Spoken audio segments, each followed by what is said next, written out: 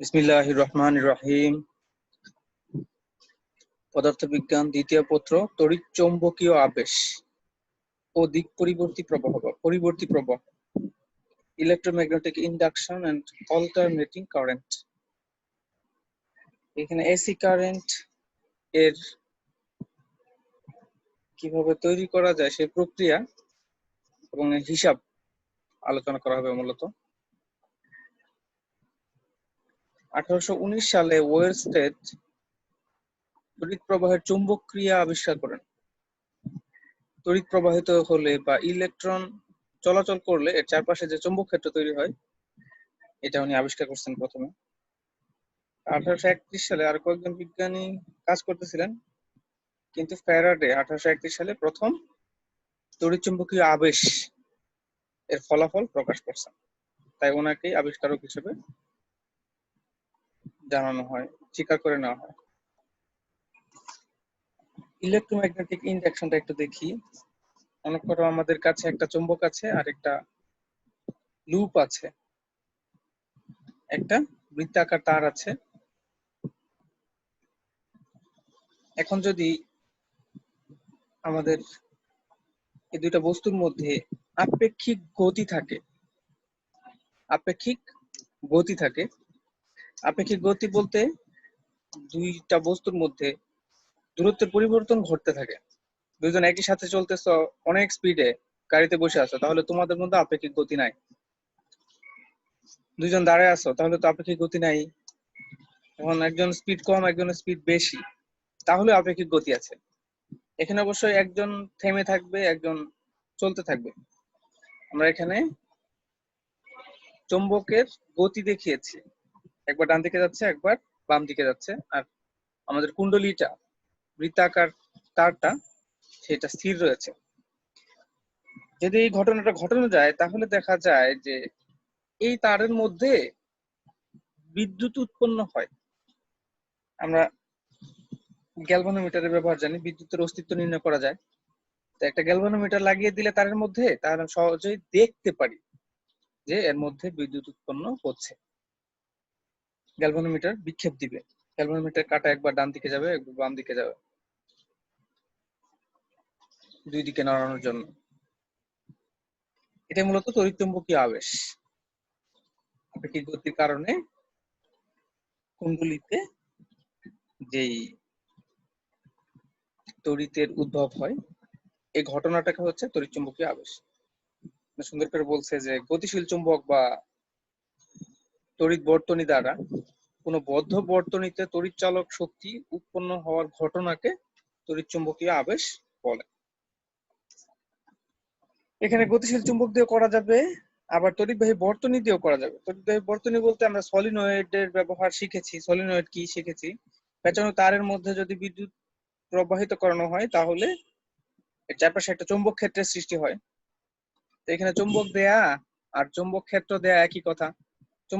আসলে তো এই তারের মধ্যে চুম্বকের বলরেখায় পৌঁছাবে, স্থায়ী চুম্বকের বলরেখা পৌঁছাক আর অস্থায়ী চুম্বক সলিনয়েডের বলরেখা পৌঁছাক, একই কথা, তাই না?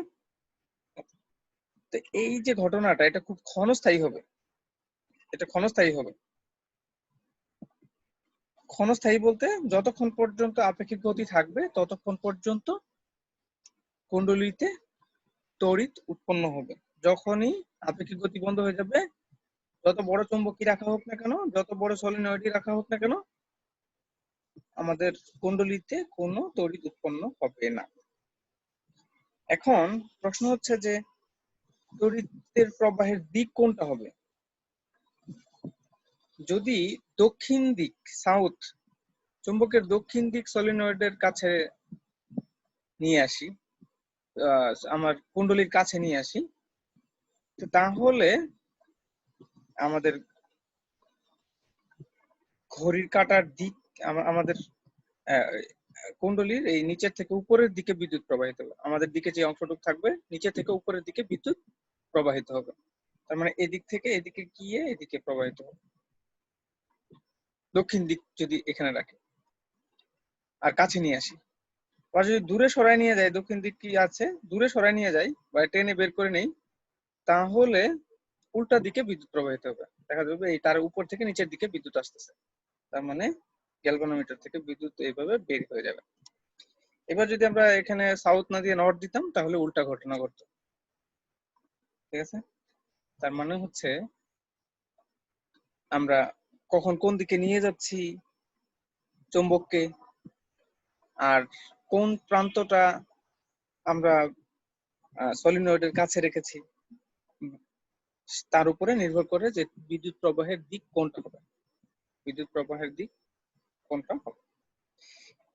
এটা আমাদের দৈনন্দিন জীবনে খুবই গুরুত্বপূর্ণ, কারণ মোটর, জেনারেটর, বিদ্যুৎ উৎপাদন কেন্দ্র এই পদ্ধতিতেই কাজ করে। যদি আমরা আপেক্ষিক গতি এরকম বজায় রাখতে না পারি তাহলে বিদ্যুৎ উৎপাদন করা যাবে না। মোটরের আরেকটা নাম ডায়নামো, তাই না? মোটর, ডায়নামো, জেনারেটর, বিদ্যুৎ উৎপাদন কেন্দ্র এসব কাজে লাগে। আবিষ্ট তড়িৎ, আচ্ছা আগে বলে ফেলছি, আবিষ্ট তড়িৎের যে শক্তিটা বা বিদ্যুৎ যে আসতেছে, ইলেকট্রোমোটিভ ফোর্স বিদ্যুৎ উৎপন্ন হচ্ছে, সেটা শুধু চুম্বকের দ্বারা হবে না, সলিনয়েডের দ্বারা হবে। সেটা আমি আগে বলে দিয়েছি। আমরা জানি সলিনয়েডের মধ্যে বিদ্যুৎ চালনা করলে এখানে একটা চুম্বকের সৃষ্টি হয়, যেদিক দিয়ে বিদ্যুৎ ঢুকে সেদিকে সাউথ, তাই না? এদিকে সাউথ তৈরি হয়, অন্যদিকে নর্থ তৈরি হয়। এখানে দুইটা লুপ দেখানো হয়েছে, গ্যালভানোমিটার লাগানো হয়েছে। যদি আপেক্ষিক গতি থাকে দুটো সলিনয়েডের এই লুপের মধ্যে, তাহলে এর মধ্যে এই যে গ্যালভানোমিটারের বিক্ষেপ দেখাইছে। যদি বিক্ষেপ না থাকতো একদম সোজা উপরের দিকে, তীর চিহ্নটা সোজা উপরের দিকে থাকতো। ওকে,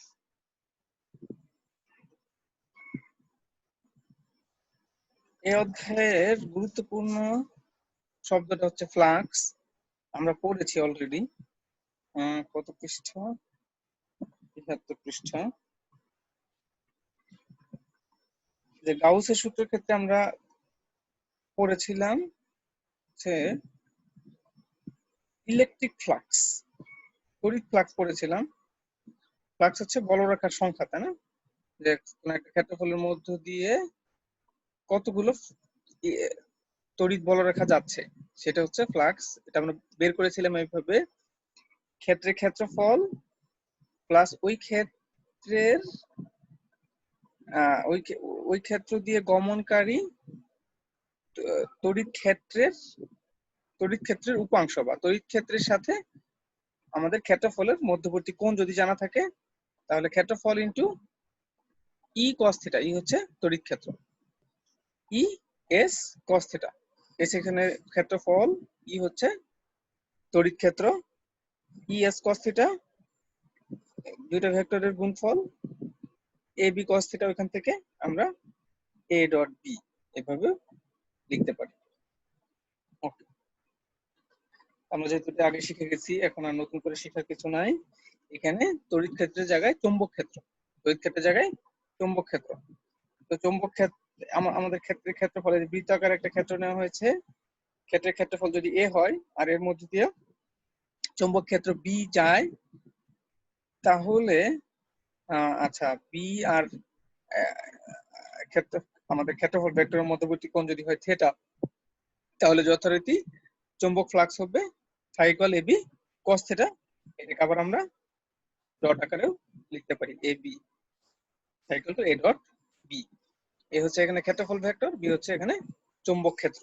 চৌম্বক ক্ষেত্র সম্পর্কে আমরা আগেই জানি, চৌম্বক ক্ষেত্রের একক টেসলা আর ক্ষেত্রফলের একক তো বর্গমিটার। তাহলে এই ফাই এর একক হবে টেসলা বর্গমিটার। ফাই হচ্ছে ওয়েভার, ফাই হচ্ছে ফ্লাক্স, ফ্লাক্সের একক হচ্ছে ওয়েভার। আমরা যদি এখান থেকে এক ওয়েভার এর সংজ্ঞা দিতে চাই তাহলে আমরা বলবো যে যদি কোন একটা একক ক্ষেত্রফলের মধ্য দিয়ে একক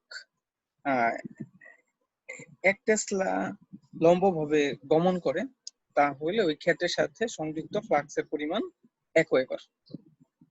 তাহলে 10 টেসলা সংখ্যাটাও তোমরা দিতে পারবো। ওকে, দেখে নিবে তোমরা 10 টেসলার সংখ্যা।